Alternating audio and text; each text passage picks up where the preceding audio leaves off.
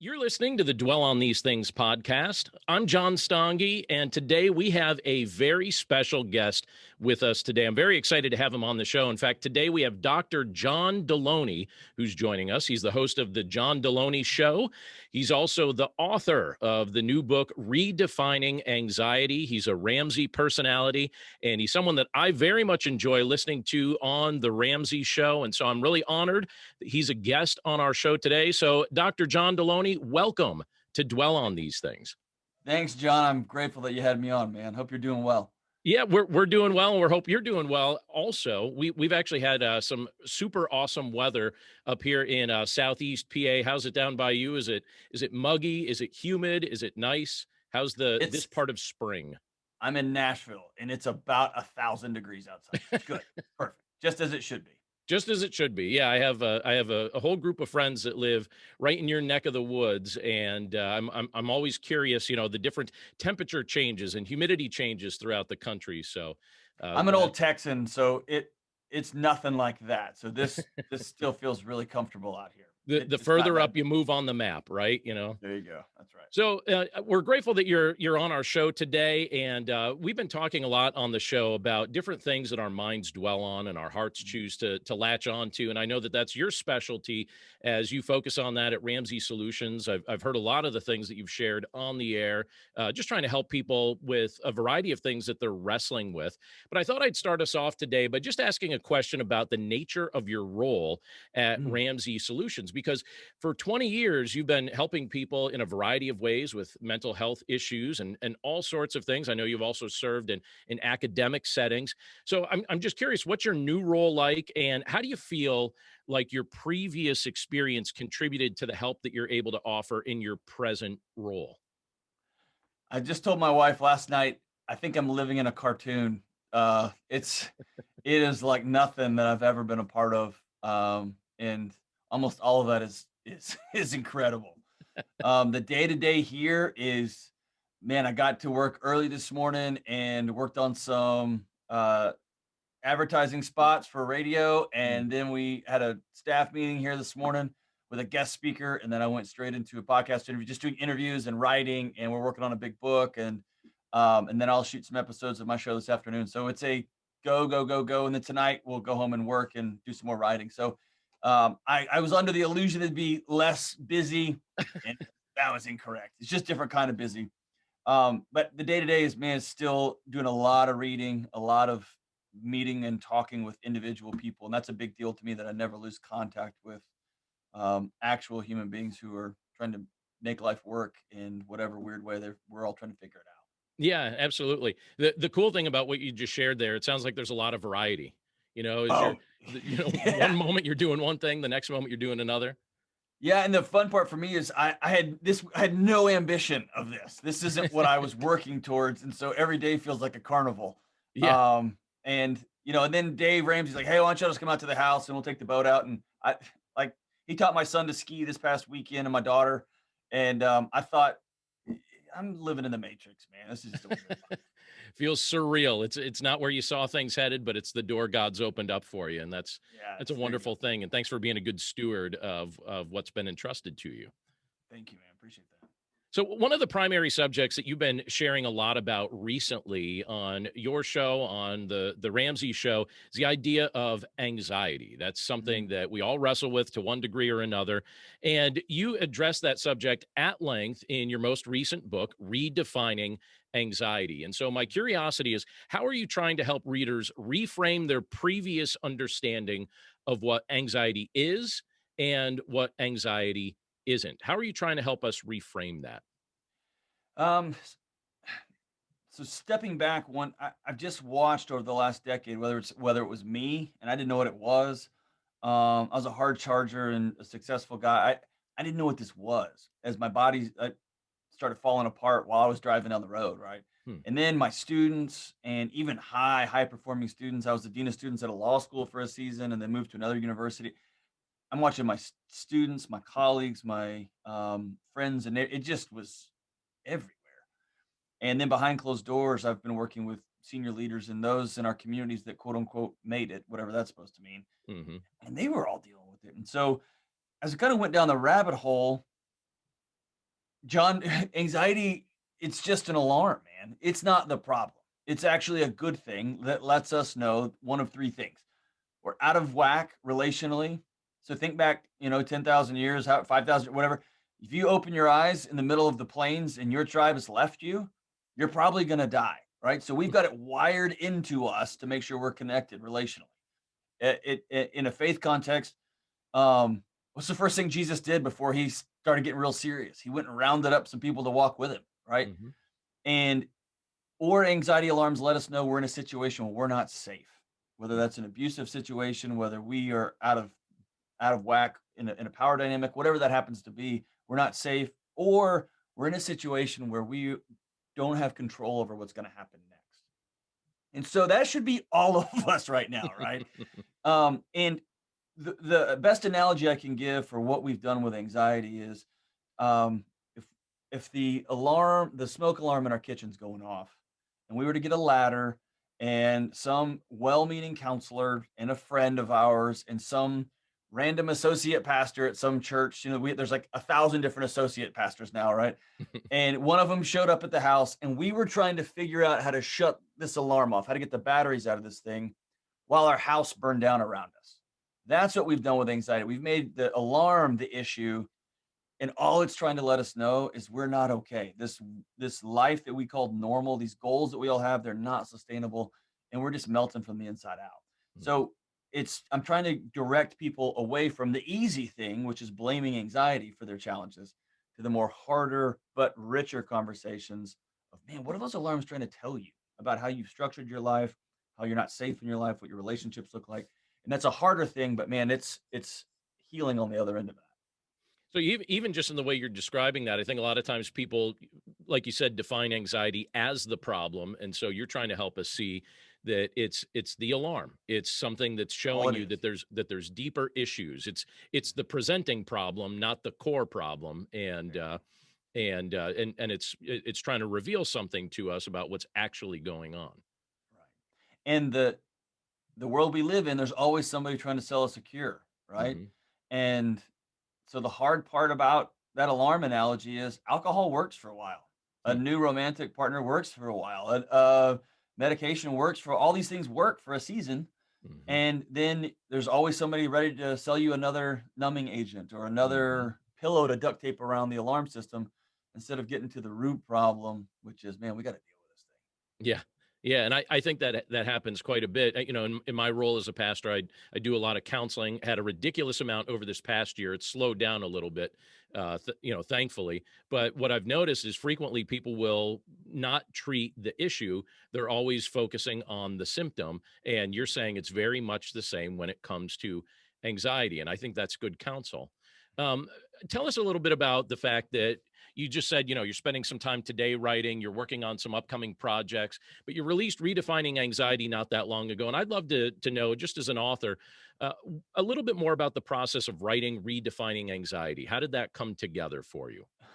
Man, Um, best I remember, I popped off on the radio. Somebody called while I was co-hosting the show with Dave, and they were upset about anxiety. And I said, "Man, anxiety's not the issue. It's your marriage. Like you are roommates with somebody, and y'all don't like each other, whatever the thing was." Right. And during a break, Dave said, "That's a book right there."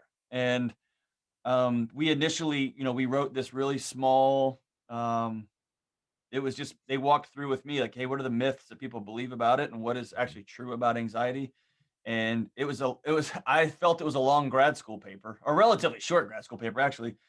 And then all of a sudden, and I'm a nerd, right? So I'm an academic nerd. So if the book doesn't have 300 pages, it doesn't count.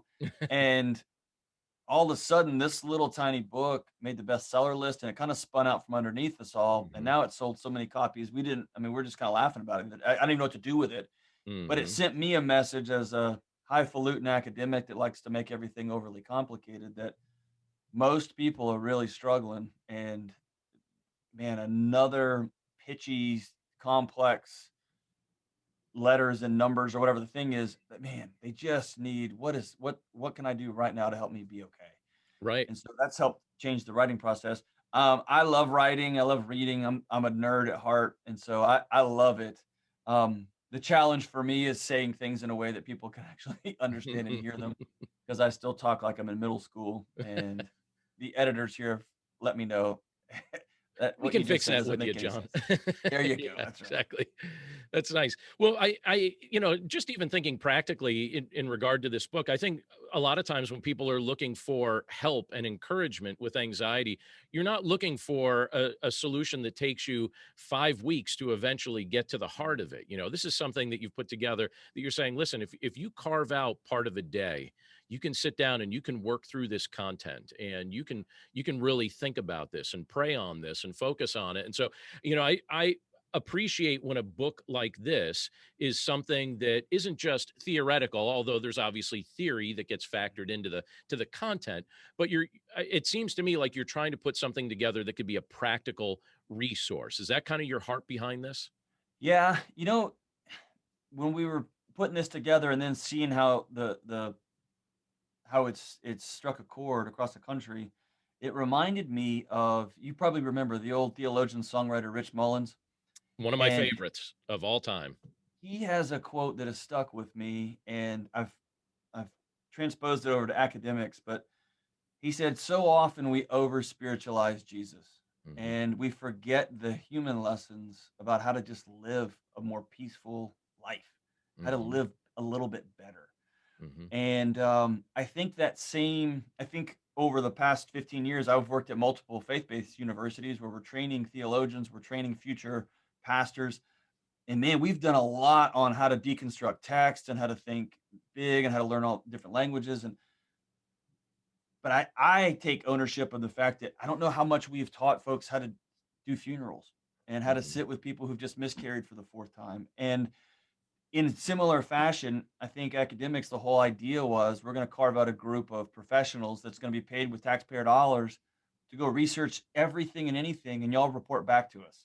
And then over the last 100 years, that group has just increasingly talked more to itself, and there's been no gifts back to the community on, okay, what do we do? How do we deal with this stuff? You guys have been Hmm. researching this, and so as a nerd and as a faith based guy, I feel a responsibility to, what is the most simple way I can look somebody, a guy in the eye whose wife just had a baby and she's in the corner crying, she's struggling with postpartum.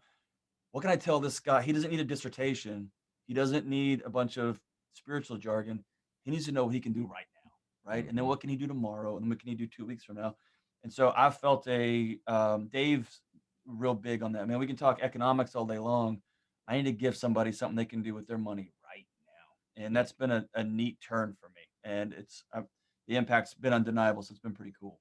I love it. I love it. I think that's a great approach, especially when somebody's reaching out their hand for help, and that you're able to provide a resource like this that actually accomplishes that.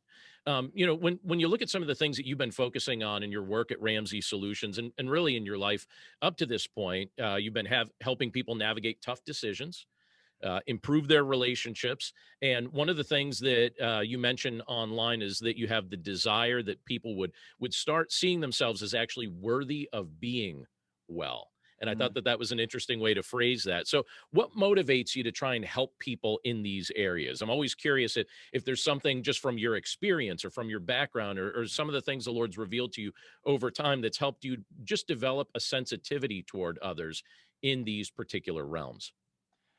Man, I could go as far back as my dad was a SWAT hostage negotiator and a homicide detective for Houston, like a giant metropolitan city growing up. Hmm. And I remember him telling me as a little kid, the hardest part of his job was not the gore and the blood and the gut. That wasn't the hardest part. The hardest part was sitting across the table and hearing somebody's story Hmm. who was a quote unquote murderer. But for a couple of variables, I'm that guy, Hmm. right? We are much more alike than we think we are. Mhm. And so I was raised with this humility. And then on the other hand, my mom was raised in an ecosystem that Christian women had no business being educated. They had a role and they just need to do that job. And then she took her first community college class at age 42, and then she took another one, and then another one, and ultimately graduated with her PhD at 57 and became tenured professor at a pretty fancy faith-based university at 62. And she just retired as chair at age 70 this past year. So I watched two big meta lessons, which was if somebody's hurting, you get real quiet and you head in. When Mhm. everyone else is leaving, you go in, and you can always change. You can Mm. always decide to do something different, no matter how hard it is. And you may have to stare down years of trauma, years of bad stories, years of whatever. You can always decide tomorrow to do something different. Mhm. And those two things have carried me through. And then my work with students over the past 20 years, and I spent a season working with police officers doing death notifications and working with Mm. victims of just the most incredible, awful things you could imagine and happen to folks, and showing up in the middle of the night. Ultimately learned, man, whether somebody's boyfriend just broke up with them or whether, everyone they loved is no longer alive, and everywhere in between, everybody deserves to be okay. And Mhm. that starts with somebody showing up in the dark and in the shadows and saying, "Hey, just let me sit with you." And so that's where my love for sitting with people started, and we'll continue on till I'm through working. I like that. I think we often think that we have to have something to say immediately in a moment, and sometimes in the midst of trauma, just like you said, it's just a matter of being present with somebody for a period of time and maybe waiting until they're ready to open up the conversation, but just communicating just with your presence, the fact that you care. There is it's funny, the more education I got and the more time I spent in some of the most bonker situations imaginable, the less there was to say. Mhm. And the wiser I've become over the years, just through doing stuff the wrong way and screwing up over and over, Mhm. the more I've realized talk less and be present more. And I, it's a time for another podcast, but I'll never forget a really remarkable story where a father accidentally injured one of his kids, and one of the most horrific things I've ever heard. And he said that a nurse sat with him in a chapel in the hospital for 5 hours while they worked on his kid. And the guy never said anything and ultimately got up and left, and they hugged and he left. And he said that was the most transparent representation of Christ I've ever imagined. And the man said zero words. And I think we overmine scripture for what do we say next, and we Mhm. forget that Jesus showed up at the well. Yeah, And we right. overmine scripture, and we forget that that guy showed up and helped that guy get to the end, because that Samaritan, because he was banged up. Yep. And I think that's the magic there. I love it. So what would you talking about sometimes we maybe over spiritualize or sometimes we misapply certain things. I wonder what would you say to someone if they tried to convince you that anxiety specifically was just really a lack of faith, that that's all it is. It's just that you lack faith. If you're feeling anxious, you must lack faith. I hear that from time to time. How would you Mm. respond to that? Probably not appropriately. Um, Anytime somebody weaponizes the relationship that is um, God's relationship to his people, I get pretty fired up. I'm just a pretty, nothing makes me mad anymore. Like, life's too short, man. Right. That gets me pretty fired up. Mm, I get the sentiment, which is if we are supposedly secure in what happens at the end of all of this, then that should mean nothing should bother us on the front end of this. hmm Um, I don't see that mirrored anywhere. In fact, I see the opposite mirrored. I see Jesus getting on his face the night before saying, "Hey, do we have to do it like this?" hmm Him sweating so hard and his friends falling. It's like I see the very human component of those situations. I see one hmm of his buddies getting so mad he goes to attack Jesus, attackers with a sword. Like, hmm there's very human interactions, and they're bloody messes, and there's weeping, and they're hard.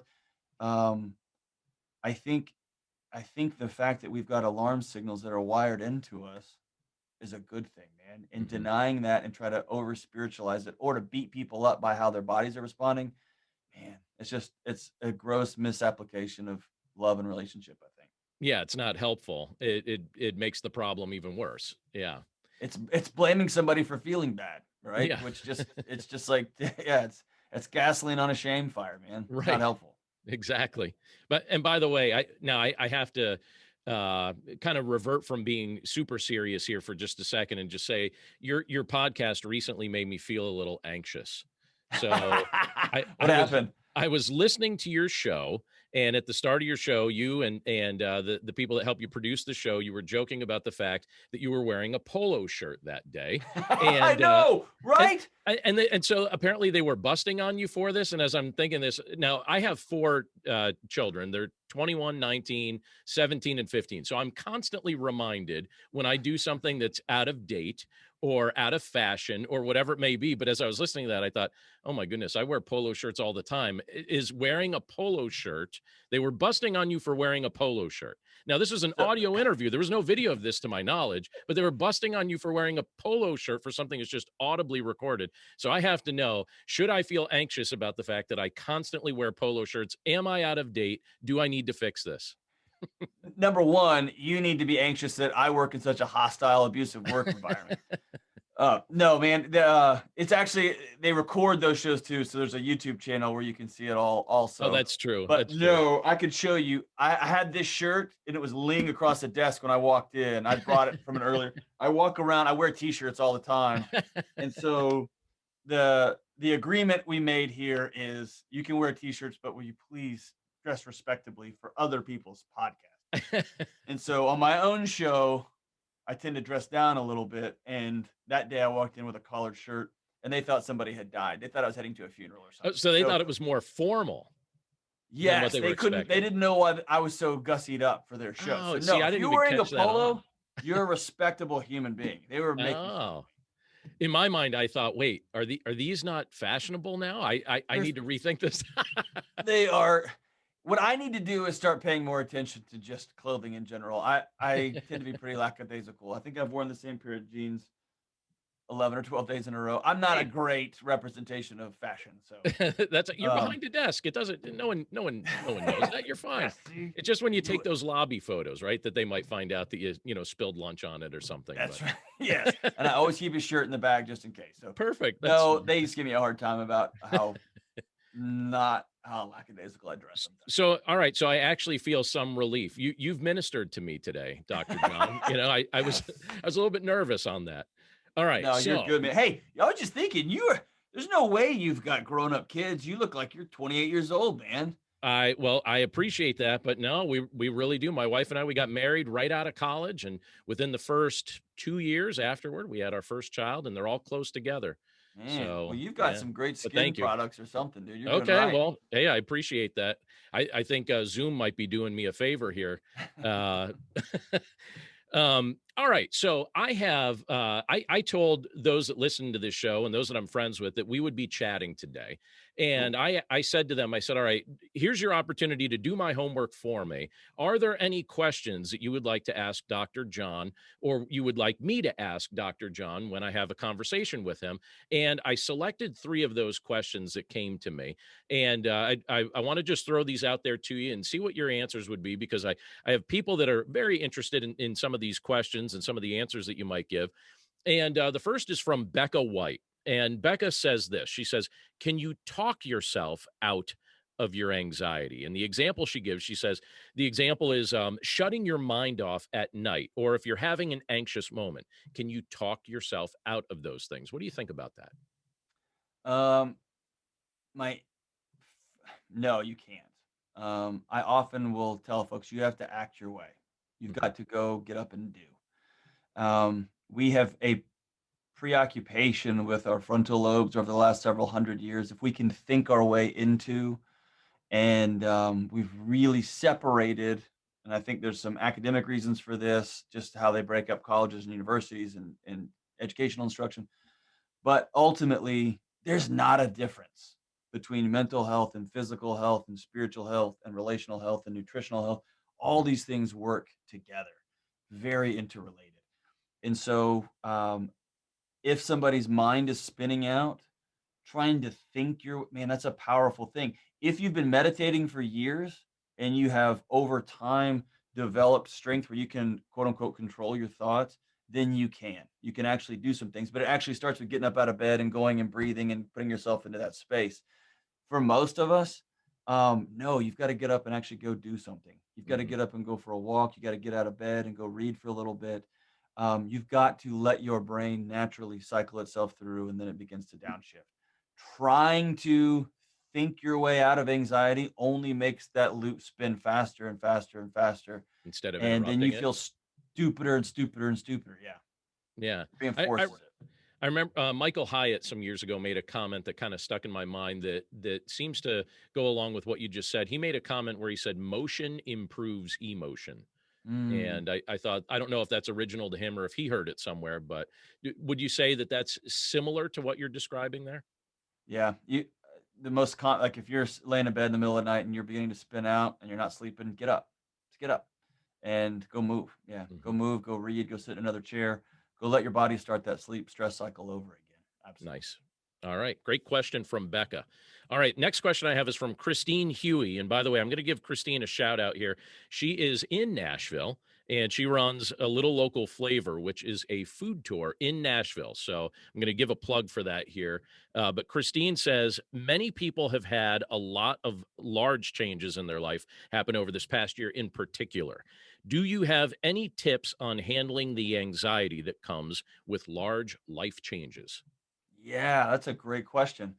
Um, so there's two ways to answer that question. So the first one is this.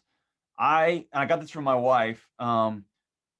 I look at life seasonally, and when it's cold outside, we don't say that summer's broken, right? It's winter. That's the natural. It's the way the thing turns, and it's not going to be cold forever, right? And so I like to think of when things get messy. There's a lot of change all at once. It feels overwhelming. I'll take calls on my show where somebody will say, "Hey, I'm really struggling with depression. I'm struggling with anxiety, and my relationship with my husband's all screwed up." And I'll say, well, "How old are you?" "I'm 26." And then I'll say, "Do you have any kids?" "Yeah, I've got a 4-year-old and a 3-year-old and a 1-year-old." And I'll say, like, "Hey, conversation's over. You're fine. Everything in your life's chaos. It's gonna level back out, right?" So, um, it's knowing what season you're in. This isn't gonna be forever, right? And then the second thing is really simple, and it feels ridiculous, but it works over and over and over. I've got it here, just so you know, I'm not making this up here. I'm in that season right now. I got Mhm. a book due. Our the radio show has launched in a way that none of us in a million years anticipated it was going to do what Mhm. it's doing. So things have gotten hyper chaotic. Plus, it's summer; the kids are out, and. So here's this really awesome app I got. It's called a Note Card, and I every morning when I do my exercise, my meditation, my prayer time, all those things, is I take a few minutes and I write down, here's what I got going for today. And I literally take this other incredible technological advice called a pen and I Mhm. just strike it through. Here's what this does for me. This is what I can control today. This and my attitude. And that's it. Mhm. And anything beyond this is me trying to reach into the future and try to control something that doesn't exist yet. And controlling what I can control, focusing on the little bitty things, which is my attitude, what I put in my body, that I'm going to exercise today, that I'm going to be overly intentional about being kind and respectful to Mhm. everybody I meet. Those are things that are going to keep my anxious brain, my amygdala from spinning out on me and trying to fight or run from everything, right? From fight or flight. And then it's going to go, "Whoo," and that plane will land. And so it feels like everything's chaotic. Everything's all over the place. We've had this change, that change. I had to close this restaurant, open a food truck, pay this loan off. It feels bananas starting every single morning with what is all I can do today. Mhm. And then you're going to look up and realize all I could control this week was this week. And then that turns into next month. And slowly you begin to retain ownership. And your brain says, "Hey, we're not fighting or running from anything right now." And it shuts the alarms off. It Mhm. understands that, John, you've got control of this deal. And I don't need to spin everything out anymore. It's just, and most importantly, you got to be around other people, right? Right. Yeah, don't try to do it You in got to have isolation. relationships. Yeah, Yeah, that's right. absolutely. All right, Emily Bruner asks, "How can we help our tweens and teens through periods of intense anxiety when they have a hard time knowing where the feelings are coming from or even knowing how to express what they're feeling?" Oh, man. That's a long question, right? That's so Yeah, deep that it's hard to give like the brief answer, but give it a shot. What do you think? that's a good one. The first thing is kids learn by watching you, not by listening to you. So if you want to teach your kid how to process anxiety and how to speak openly about their feelings and what they're going through, you do it as Mhm. a parent. You got to model it. And number two, you got to make a safe space in your house. I know safe space sounds all dramatic and politicized. You've got to provide a place where your kid can say, hey, I feel this way. And you don't immediately say, well, that's not even real, or you're safe, or you got to let them speak and let it hang in there and say, hey, thank you for sharing that. My daughter is 5. She's 5. Last night, she's had some dream about a poisonous possum or something. Bro, I don't even know what we're talking about. But I immediately went to, there's no possums in this room. There's not here, which tells her how you feel is stupid and you shouldn't feel that way. And never tell me something that matters to you again, because I'm just going to point out where you're wrong. Instead of doing that, I caught myself halfway through my announcement that there is no things in here. And I said, I know it can feel scary when you have bad dreams. I'm so grateful that you trusted me and told me that. And then I can say, do you want to look and see if there's any possums in here now? And she'll say, yeah. And then we flip the light on and look, and I can say, there's none in here. And she can go, cool. So she learned there, my feelings matter, and I got to check them for evidence, but we got to do it in that order, right? And so modeling that for your kids, and then I think giving them a language for what emotion feels like in our home is so important. And then recognize, man, parents, we've gotten so obsessed with our kids, quote unquote, liking us. We got to let that go, dude. They're 17. As a society, we have said their brains are not fully formed enough for them to drive or buy lottery tickets or any number of things. So why do we demand that they say everything perfectly and that they don't act like they're 17 and that they make us feel good about ourselves? They're children, right? They're children. And so let's give them a space to be kids. I like that. That's good counsel. I know that that's a hard question to try and answer in a condensed period of time, but that's great examples. So, can I tell you one more thing about that? Yeah, go for it. Absolutely. Touch your kids. Skin to skin contact is something we have just extracted out of our society today for good reasons. People abuse that in many different ways, but our kids are craving human connection and touch. And we're the safest people for that. Right. Yeah. And so make it a point to touch your kids on the head, on the face. I've got friends of mine who's got teenagers, and they'll say, come here, I'm touching your face. And they'll roll their eyes, but then they do it. They walk in and they do it. And it's just, it makes you look them in the eye. It lets them slow down a little bit. There's something about human touch that slows down our anxiety response there. So hold their hands, hug your dads, hug your sons, front hug your sons, right? Yep. Be intentional about connection and touch with your kids. It lets their bodies know, not their minds, lets their bodies know that they're safe. I love it. That's good counsel. All right, as we finish up today, as we wrap this up, I got just a couple quick fun questions for you. So first curiosity question is this. What do you listen to on the radio when you're driving home from work? You know, you just had a full day full of all sorts of activity and probably trying to hit the reset button on your brain so that you can move back into husband and dad mode. So what do you listen to on the radio on the way home? Man, that's an indicting question. Are you ready? Okay. Here it is. It's either A, total silence. Right. I have a half-hour drive from here to my house in the woods. Silence. For a season, I made it a rule that I had to call a friend because I could go from radio being on to just going to parent mode and husband mode and then off. And so I will call somebody. We get half an hour to catch up. Or, man, I'm still listening to most of the same CDs I was in high school. I got a CD player in my truck. I don't even have an MP3 player or a streaming device. And so I listen to my old 80s metal CDs and my old punk rock CDs and my old singer-songwriter drama. Awesome. So all that.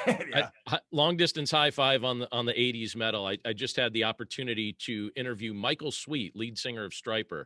Dude. I know. Stryper. Yeah. And how about the fact that he was awesome? Like, you know, I thought sometimes when you meet people that you've been admiring for a long time, you think, all right, what's it going to be like to meet this person? It turns out he was awesome. All right, you ready? Right here, I've got my original.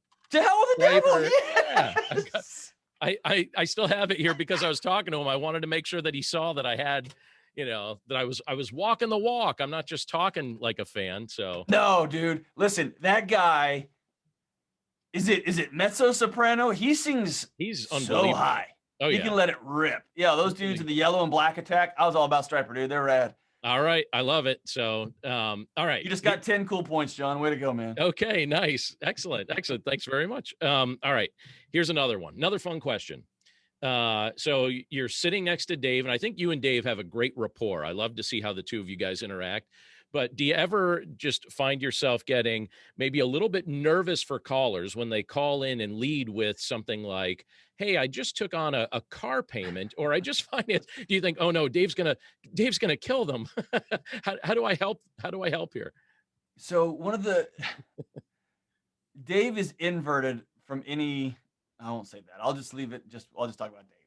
I don't want to. I don't want to speak about anybody else. Dave behind closed doors is the most obnoxiously compassionate, kind, I believe it. thinking. It's unbelievable. The Mhm. thousands and millions of dollars that dude gives away to people that no one will ever know. Right. So he likes to be tough on the radio, and he is a tough, hard charging CEO. Make no mistake, man. He's got opinions and he lets them be heard. But I have gotten to meet the guy behind the guy. And so Mhm. when he raises his voice at somebody, it's part show and it's part, I'm going to rattle this person's cage because I love them that much. Right. Mhm. And so I usually will smile at it now. If I thought he was doing it because he was hateful or angry, I'd step in. That's just my nature. And that I've even had a couple of moments where I called, so I was like, "Man, you're an idiot," and Dave has jumped to their defense, right? And so, knowing him and knowing the spirit with which he does that, that's part of the fun. And I think there is when people have been following the show for a long time and they, they do something that they know is dumb. There's almost they're calling to get called out, and They want to hear that. that's Yeah. right, that's right, that's right. At least that's what I Okay. tell myself, I as a listener, I get a little nervous for them sometimes. I think, "Oh, they don't know. They don't know. right? What have you done? You don't What know." is what have you done here yet? No, that's good. All right, last fun question. You're playing board games with your family. By the way, I always heard that the secret to a long marriage was to not play board games with your spouse. So I'm just going to throw that out there to people. There's probably some truth to that, but as a family, it's probably okay. So I'm just curious. You're playing board games with your family. Do you let them win, or is it a fight to the death? John, it's to the death. No, no. No mercy. Man, listen, my wife is 10x smarter than me. The reason I don't like going by Dr. Delony is she was Dr. Delony before I was. And so my mom was too. So the two powerful, brilliant women in my life let me know, dude, you're cute and all, but we were way ahead of you. And then my son turns out, my daughter, they're smarter than me. So no, I need these board games so that I can sleep at night. So that you could kind of assert yourself there in that context and make sure that they know. It's like, hey, John, it's all I've got. It's all I've got left. I Everyone in love my it. house is smarter and funnier. My wife's a better author than me. Yeah, it's embarrassing, man. My son knows more about dinosaurs than I'll ever know about any sort of mental health. Yeah, all my kids are smart, man. So, and they're children. They're really young. So it's embarrassing. So no, when we can get a board game out, Go that's for it. all I've got left, That's what you got left. You got to use it. man. All No, right. yeah, it's good. Well, Dr. John Delony, it was a pleasure to have you here on the Dwell on These Things podcast today. I'm really grateful that you were able to carve out some time to be with us.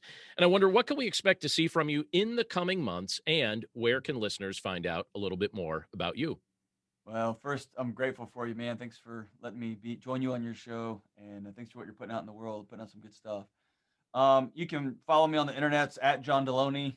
I prefer you to go outside and hang out with your family and your kids. And then when you come back and you're on the internets, I'm at John Delony. And you can catch the YouTube show and the podcast and all that. We've got a big book coming out, and I think it's going to be out in April. And so I've got a draft due here pretty quick. And then, man, you can continue to catch me on co-hosting Dave's show with him a couple times a week. And I'll be hitting the road here doing speaking engagements. That's already started, so we're out and about. So Excellent. we're running and gunning, man. But I'm so grateful for you, and it's been awesome to talk to another super handsome and brilliant John. It's good, man. Hey, it's the name. It's the name. That's right. All Right. right. Well, Dr. John Delony, thank you so much for being with us today, and we wish you all the best. Thanks, brother. Appreciate you, man.